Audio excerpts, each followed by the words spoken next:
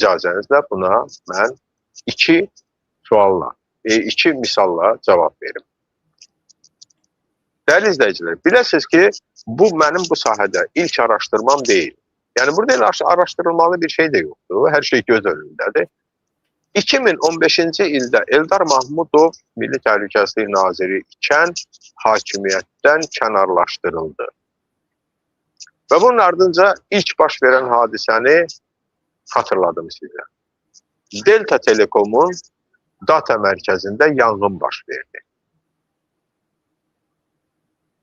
Delta Telekom Azərbaycanda əsas internet provayderidir. 90%-ə qədər səhv eləmirəmsə, internet deməli, həmin o internet təminatını o həyata keçirir. Demək olar ki, bu bütün ölkə deməkdir. Və həmin o data mərkəzində yanğının arxasında müxtəlif xəbərlər baş verdi, dolaşdı və s.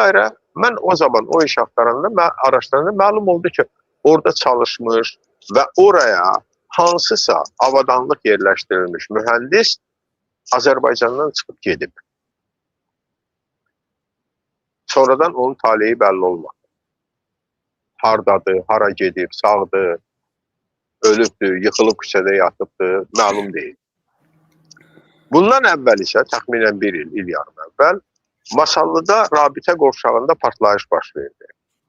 Hər iki məsələ haqqında mənim blogumda Azərbaycan xarici kəşfiyyatların döyüş meydanı başlıqlı yazımda bu məsələlər 18-ci ildə öz əksini tapırdı. İndi gəlin təsəvvür eləyək ki, Masallıda bir bina partlayır. Bu da rabitə qovşağının binasıdır.